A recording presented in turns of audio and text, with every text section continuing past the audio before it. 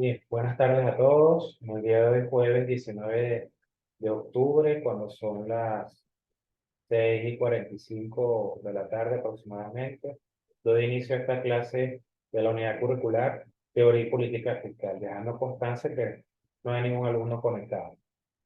En esta oportunidad vamos a ver la clase de la unidad 2, que es Tributación, Opción y Política Fiscal en Venezuela.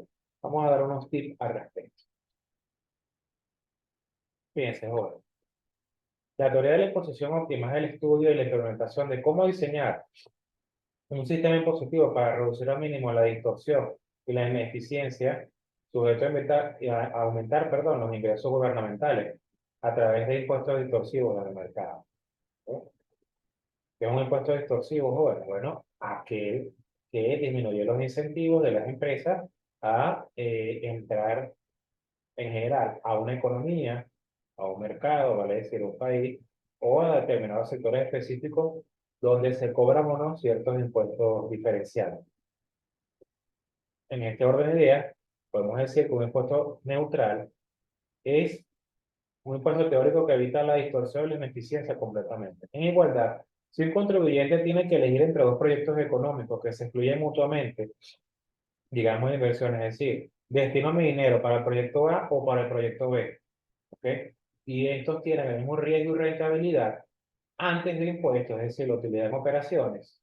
El que tiene la tasa más baja o con una exención de impuesto mayor sería elegido de forma racional, ¿sí?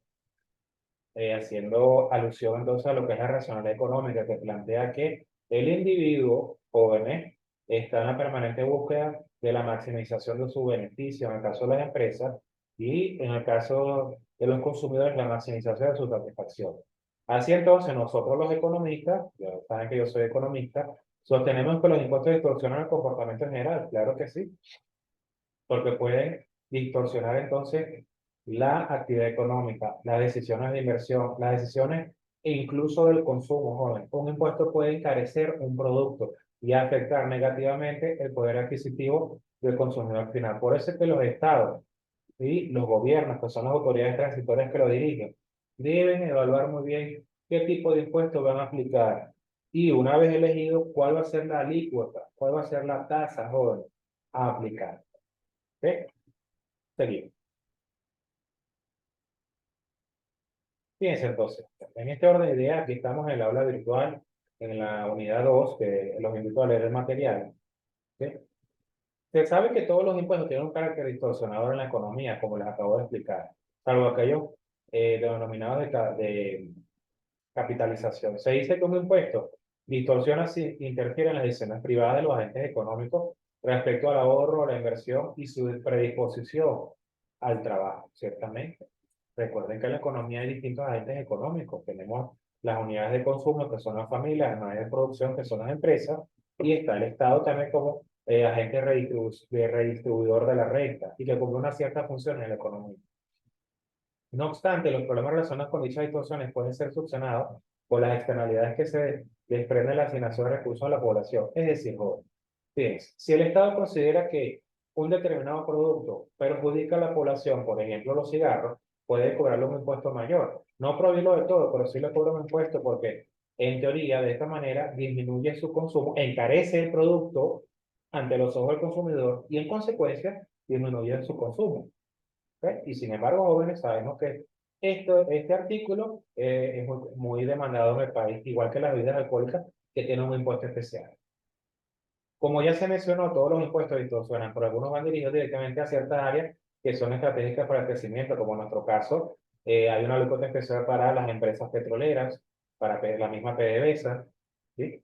Si se asume la inversión, que la inversión es un elemento detonador del aumento de cualquier impuesto que conlleva una disminución de la misma, irá en contra del crecimiento económico. Por tanto, aun cuando se estima que todos los impuestos distorsionan o todos afectan en la misma proporción la generación de crecimiento, se hace necesario establecer una distinción entre los tipos de impuestos que conforman la estructura tributaria y por consiguiente formular una tributación óptima.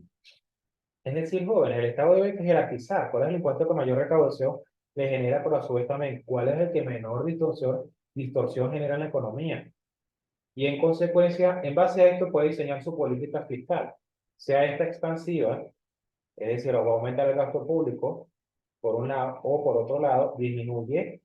Esa es una de las formas aplicar una política fiscal expansiva. Otra de las formas, jóvenes, es disminuir los impuestos, porque de esta manera, ¿ok?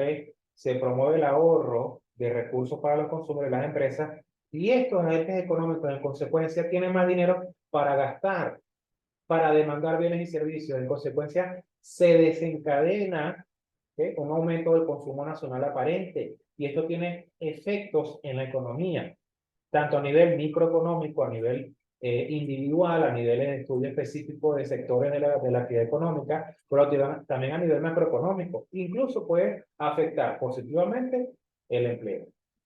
¿Okay? Por consiguiente, jóvenes, la tributación óptima será uno de los elementos más importantes de la política fiscal que acabo de mencionar, muchachos. Porque este financia el presupuesto público, ciertamente. En la mayoría de los países, los tributos son la principal fuente de ingresos de los estados. Es la herramienta más importante de la política fiscal.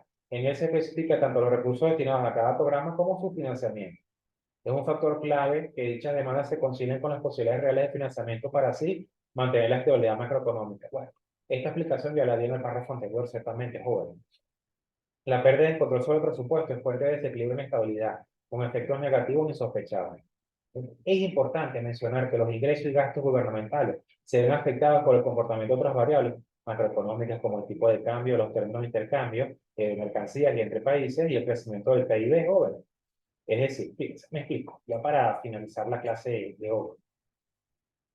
Mientras mayor sea el Producto Interno Bruto de una economía, muchachos, ustedes que ya a estas alturas han visto todas las materias de economía que se dan en esta carrera, ¿eh?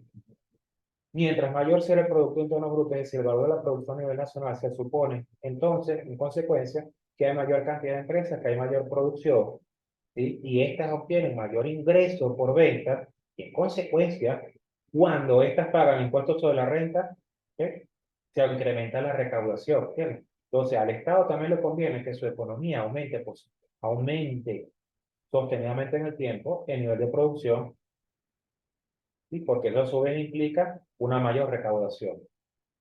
Entonces, el Estado también tiene que ver, bueno, si va a aumentar específicamente una alícuota, una tasa de un impuesto específico que afecte el consumo, que afecte la actividad empresarial, el consumo, por ejemplo, el IVA, la actividad empresarial, el impuesto sobre la renta, un impuesto específico a transacciones, como elige el impuesto a débito bancario, que en algún momento lo aplicaron, tiene que ver que en qué sectores lo va a aplicar hoy. O en caso contrario, si va a accionar de impuestos a un sector específico para promover su crecimiento, va a accionar de impuestos a las importaciones, tiene que ver muy bien si el efecto a largo plazo va a ser positivo o negativo.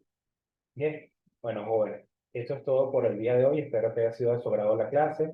Me despido, no sin antes recordarles que lean las pautas de la segunda evaluación, cumplan estas pautas, pueden ver la rúbrica y, por favor, suban como máximo en la fecha límite la evaluación, ya que no hay problema. Bueno, me despido, jóvenes. Hasta luego. Feliz noche.